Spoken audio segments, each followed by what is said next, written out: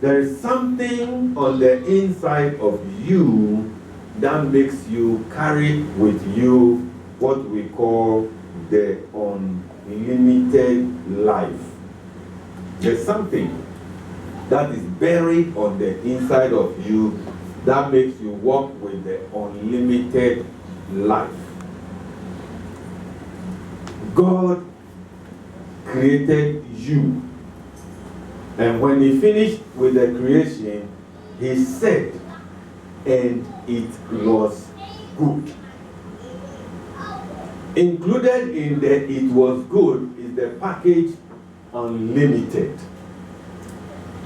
There is some part of you which taps into God that gives you the ability to live in the limited world unlimited. There is a part of you that the day you knelt down or cried that prayer and said it from the depth of your heart that, Lord Jesus, I recognize and acknowledge I am a sinner. I believe that Jesus Christ died for my sake, and I openly declare and confess that, Lord, forgive me of all that I have done. Wash me with your blood and come into my heart. Be the king of my life. Be the Lord of my life. Be my personal savior and rule and reign with me.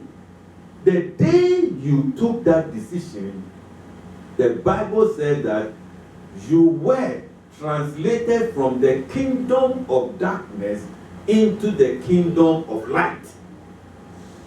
And the Bible says the day that thing happened to you, you took on the nature and the form of the God who created you. There's so many aspects of God, and one part of God is the fact that he cannot be contained. He is an unlimited God. And if you inherited all the other things, why do you think you have not inherited his unlimited nature? There is a part of you that has no limits. I have also mentioned here that what we see is just the tip of the iceberg of what we do not see. So if you have the Spirit of the living God living on the inside of you, it evokes the presence of the Spirit in you that exposes you to unlimited living. Because your spirit, man, identifies with the Spirit of God. That is why you can stand here and when you are praying and you are lost of words, there's some burden on your heart. You have prayed all you know with understanding and the burden is still there. And then you burst forth in tongues. You pray in tongues and pray in tongues and pray in tongues, and then after some time you feel light. Why do you feel light? Because there is an aspect of you which is spirit that links with the Spirit of the living God who knows everything that is going on around you, that your physical eyes is limited and cannot see. You are unlimited. Touch yourself and say, I am unlimited. I am unlimited. Don't see yourself and limit you. Don't let what you see limit you. Don't let your abilities stop you. Last week we saw Mephibosheth. All the people who could walk were outside and wearing bow tie and apron and serving Mephibosheth, who had to be carried because he was lame. Is there anyone there? You are sitting at your somewhere with an unlimited nature in the inside of you and seeing yourself disadvantaged. My goodness. By the end of today, if you haven't got it, pray that, my God, let me get the rest of the message from my spirit man. Because we need to unlock ourselves from the boxes and the bottles that we have implanted ourselves in and move out there. God wants to do much more with us than we are allowing ourselves to be used, because our frying pan is small. Our sight, what we can conceptualize puts us under. But Bible rightly says that you don't light a light and put it under a table. You put it up so it brightens. There is something about you that you have lit up but have put it under a table and walking in lack and need.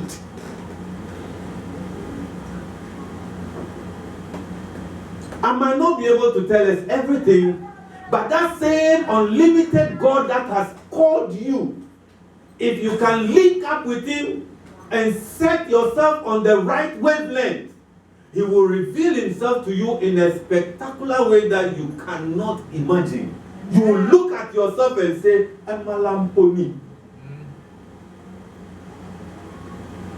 God is ready to move with you, destroy with you, rebuild with you, transform you from where you are and put you on a certain level. But you are your own limitation.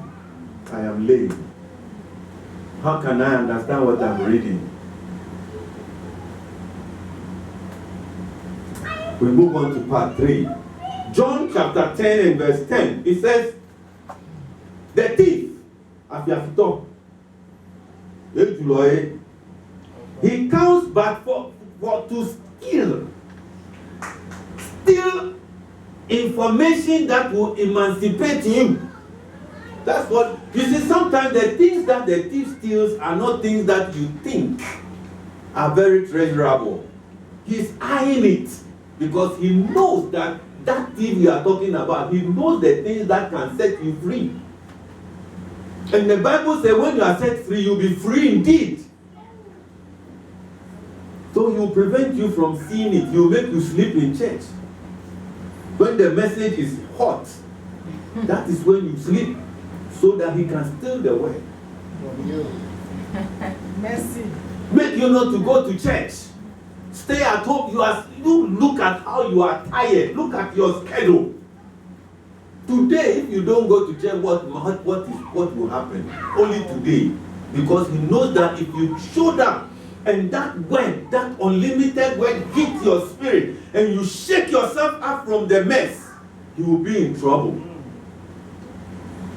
And so he will find every nice way to steal and to kill you before you are born. The thief comes not but to steal, to kill and to destroy. But I have come that you may have life the day you got born again. And then not just that one, but that you may have it more abundantly.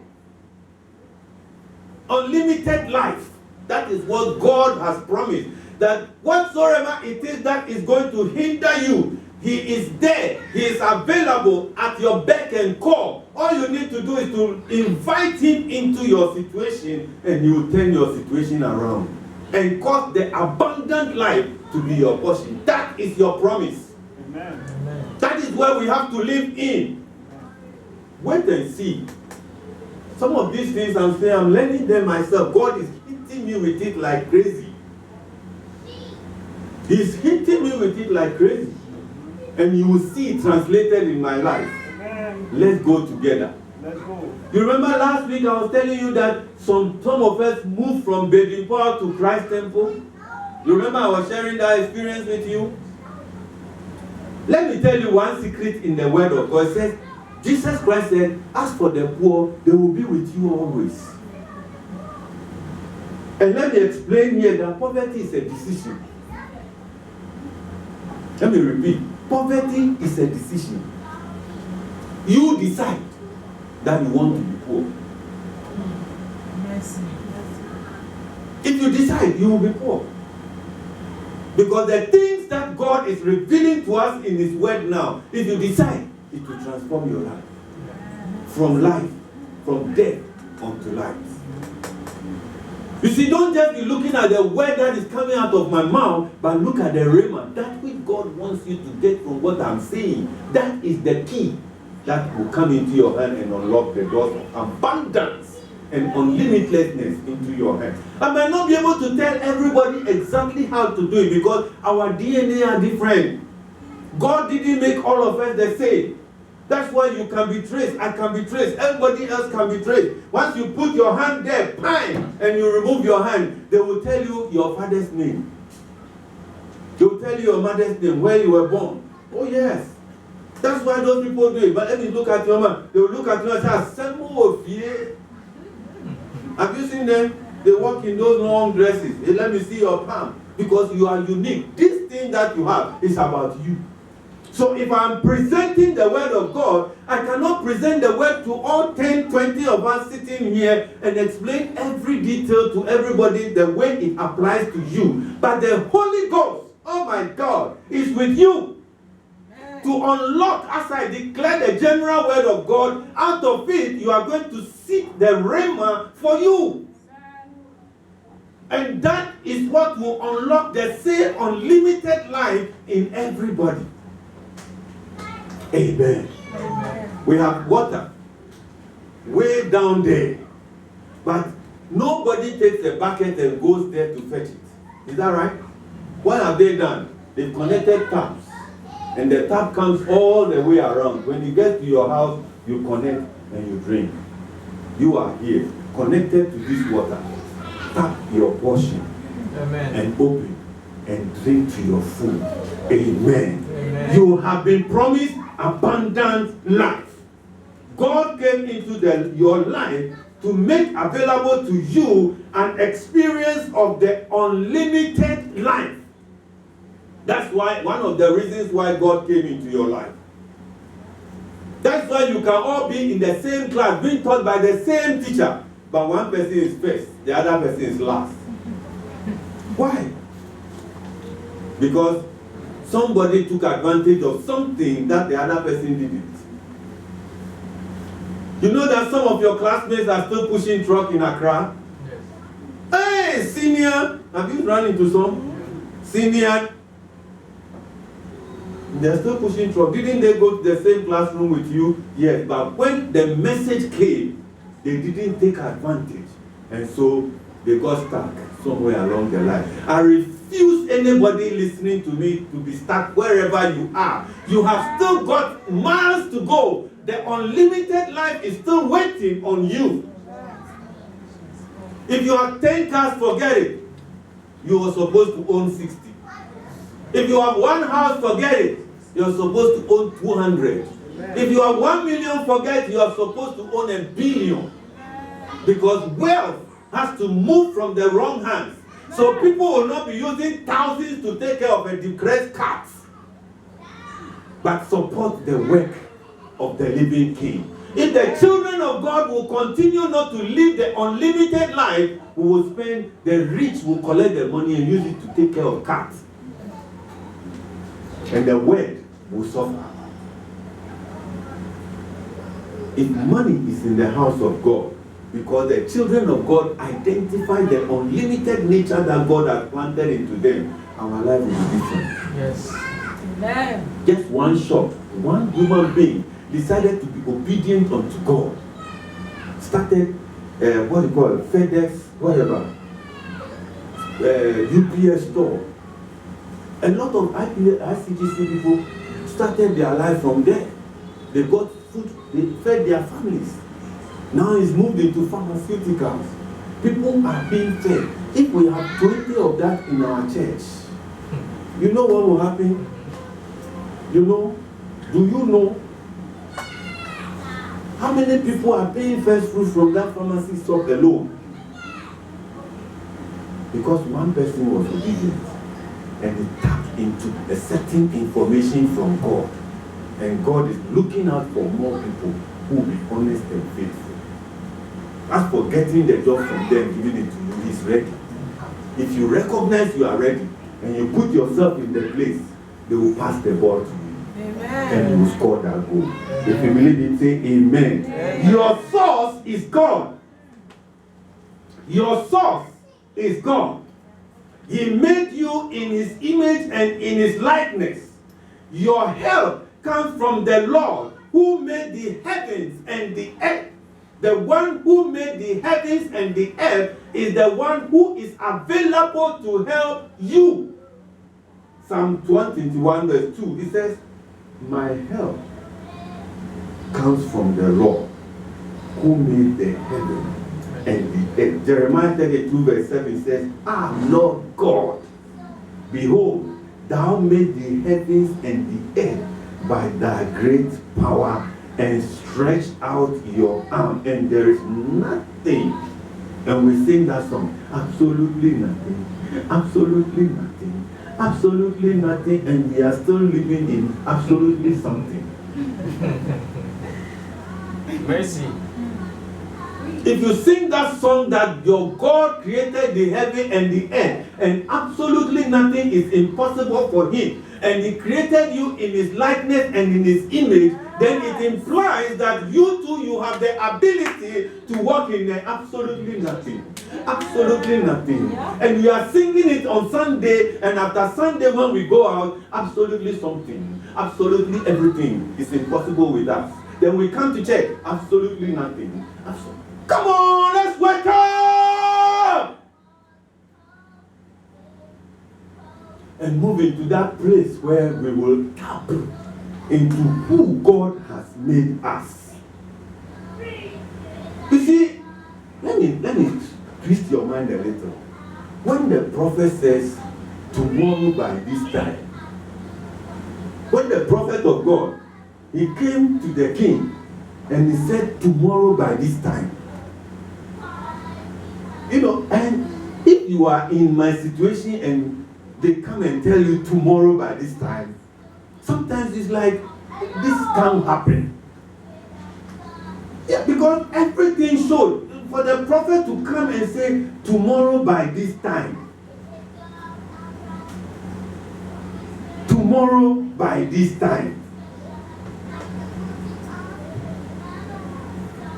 You can't imagine it, that tomorrow by this time. Hello? Hi.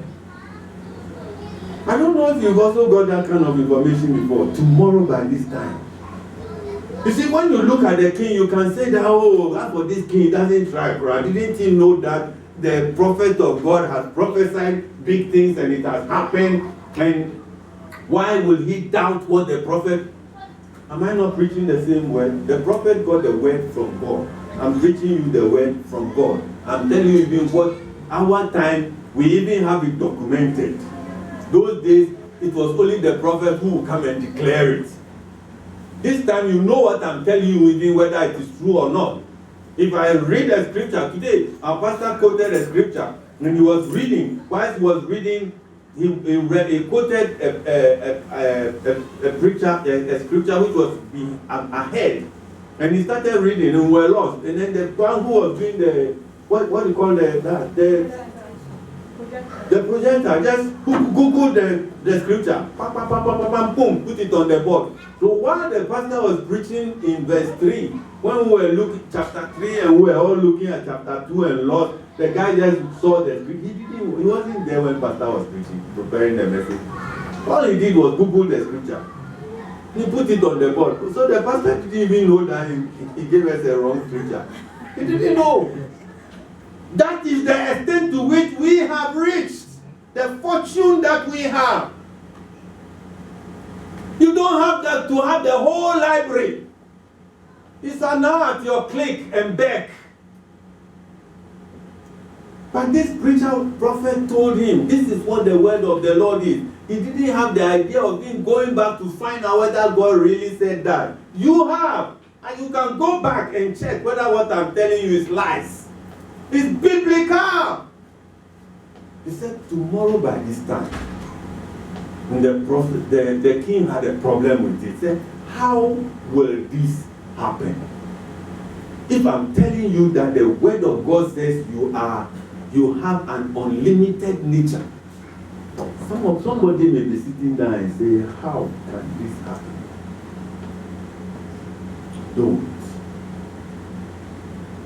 It is not always natural.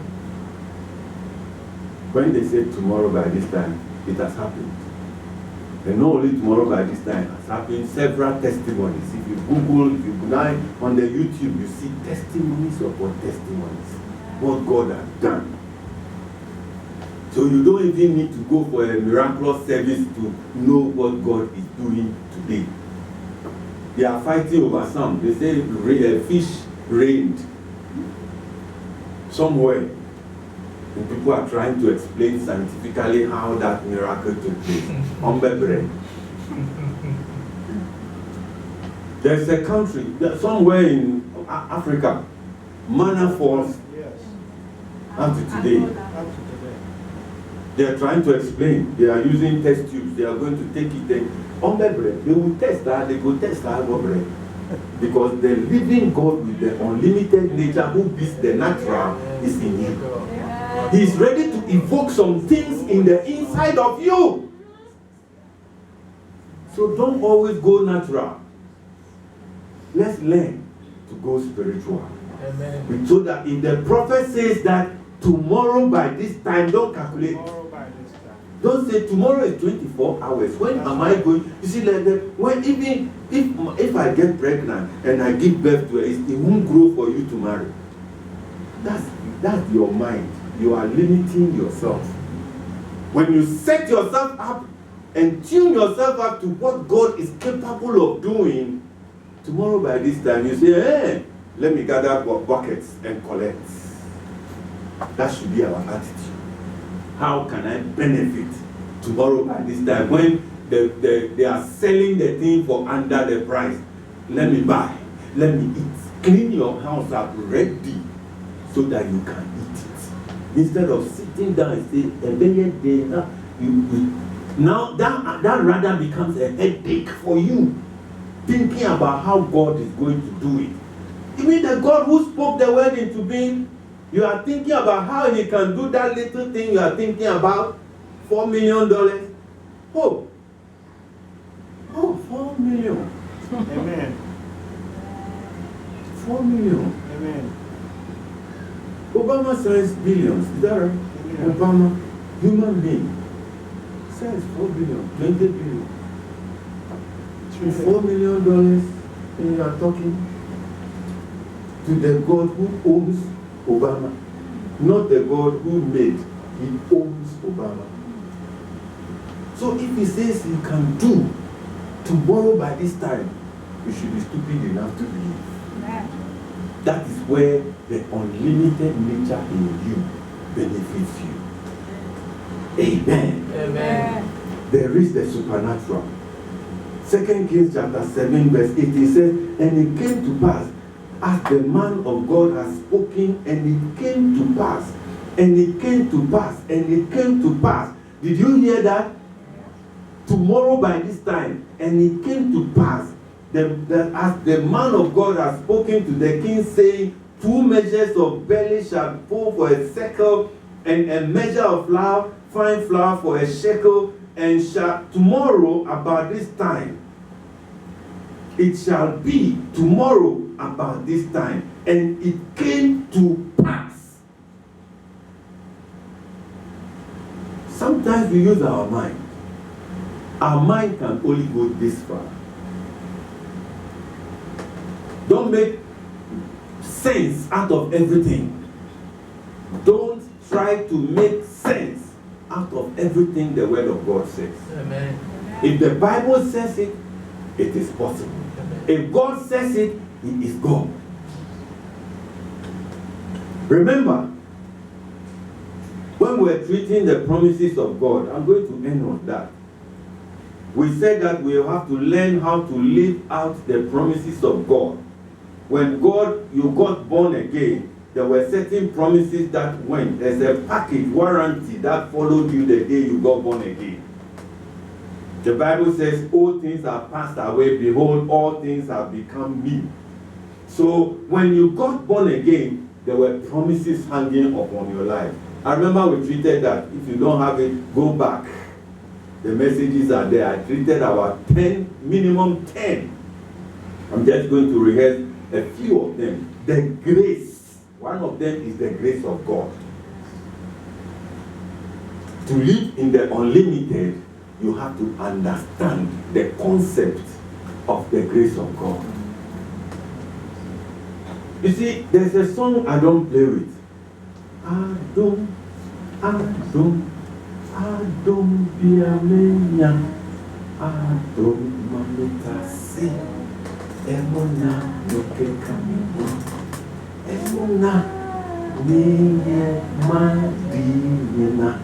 You see, there's something called grace. And grace is like you don't qualify. You don't merit. You don't deserve it.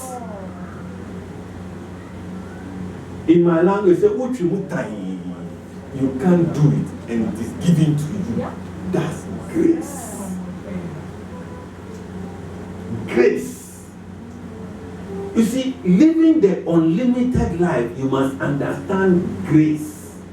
That it is not how qualified you are, that is what makes you become a beneficiary to the unlimited life. It's not how much of the Bible you know. It's not how much tongues you speak. It's not how much.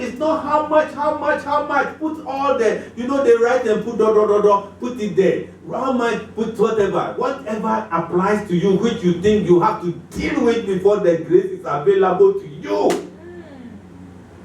If you want to enjoy and flow and live in the unlimited, you have to understand the promise of God on your life called grace.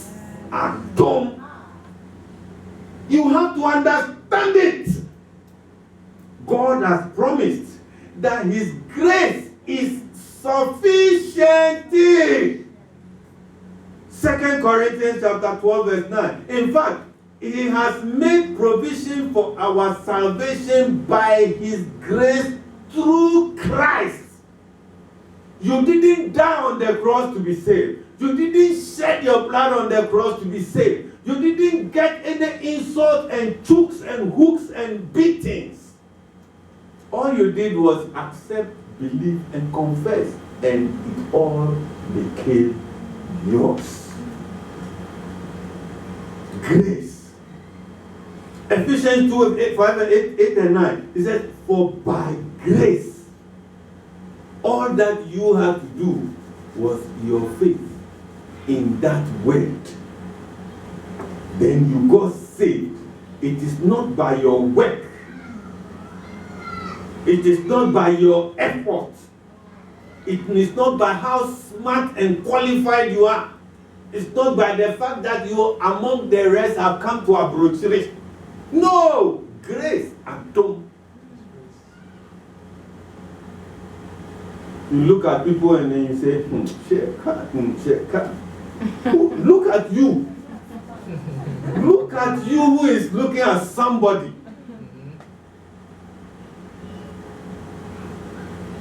Look at you. Today, you two, remember where God took you from.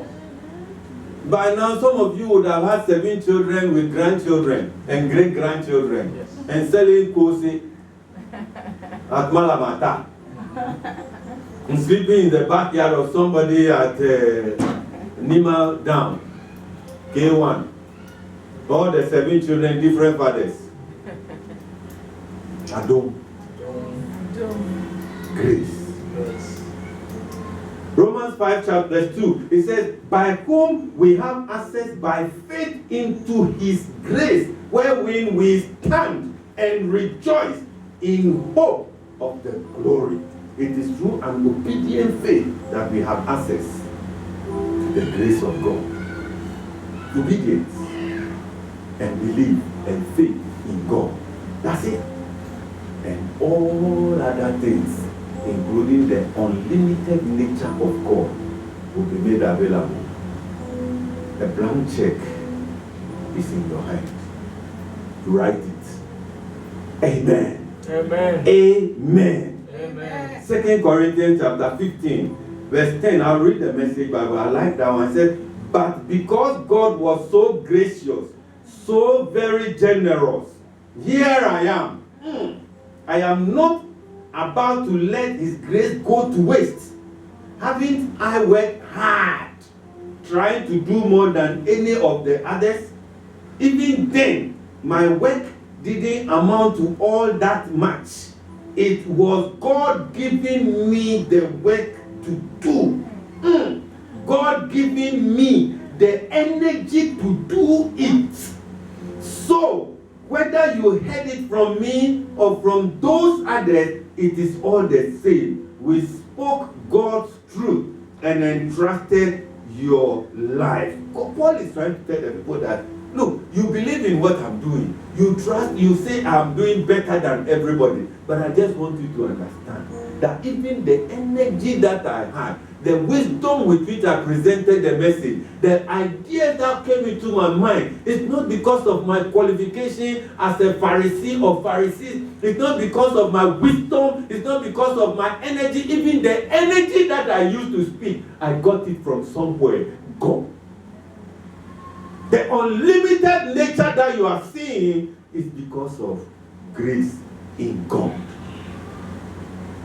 Paul acknowledged that. Psalm 23, verse 6. It says, surely goodness and mercy shall follow me all the days of my life, and I will dwell in the house of the Lord forever. This takes me to the next one. David is saying that if there's anybody who was rich, you saw it. Last week I was saying that the prophet of God came to the house and said, Jesse, do you have any child somewhere who are picking a ball of your baby? Which means that David, even when they were counting their father's children, they forgot about him. But now look at what he said. He said, the goodness, surely goodness and mercy will follow me all the days of my life. And he was one of the richest. Because he understood the second point that I want to share with you. Goodness of God. You see, what can you do to merit the goodness of God? You mean live a sinless life? Speak in tongues 4 hours a day? What can you do to merit it? How can you buy the goodness of God? Money? The offering you give in church? Sometimes it even stinks.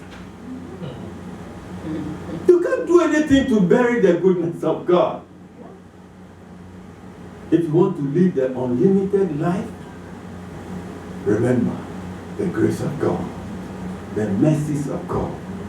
Is the next one I want us to remember. God shows his mercy upon you in that while you were yet sinners, he made Christ to die. Because he wants to make available unto you an unlimited character. Look, the Bible also says the glory of God indwells in us. Let's read this scripture in Isaiah chapter 60. Isaiah chapter 60 verses 1 to 3 says, arise and shine, for thy light is come, and the glory of the Lord is risen upon thee. For behold, the darkness shall cover the earth, and gross darkness the people. But the Lord shall arise upon you, because you're giving your life to Christ, and his glory shall be seen upon you. Verse 3, and the Gentiles shall come into thy light, and the king into the brightness of thy rising. Oh my goodness. You see, when the glory of God comes upon you, that is when you can even testify that the unlimited nature is already being seen in you. Have you seen people saying that? If Faustina and saying, wow, you look different, wow. What is going on? Has somebody asked you that? It's the glory. It's the glory. Yes, it's the glory. They expect that you should be crying, but you are smiling. What, is that, have you touched? I can see there's some peace, there's some quietness. Sister Faustina was telling me, said, with all that is going on around here, and you are singing and smiling here, he said, what can I do about it? I just have to sing because it's the glory of God. When God consumes you and you are a candidate of the unlimited nature, His glory is upon your life. Amen. Let me end by saying that people are seeing the unlimited nature on you, but you yourself are not acknowledging it. Exactly, man. That is exactly. People are seeing it.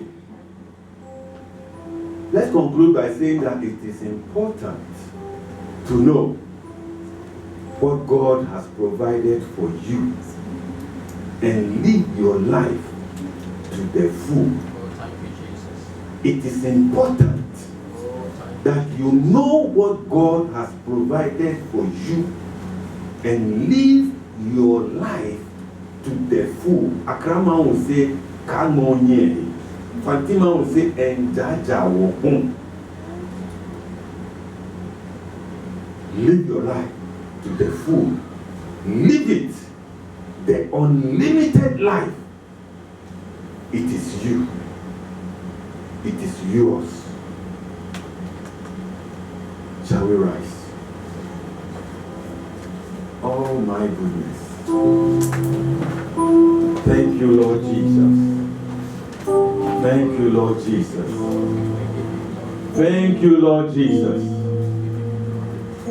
It's so sweet to trust in Jesus, just to take Him at His word, just to rest upon His promise, just to know that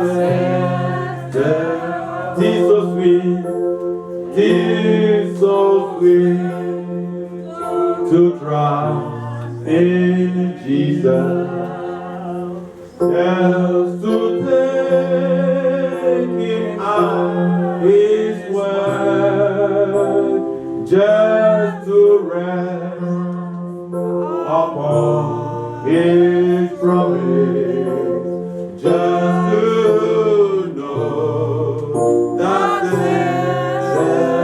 tis so sweet, tis so sweet to trust in Jesus, just to take Him at His word, just to rest upon His promise, just to know that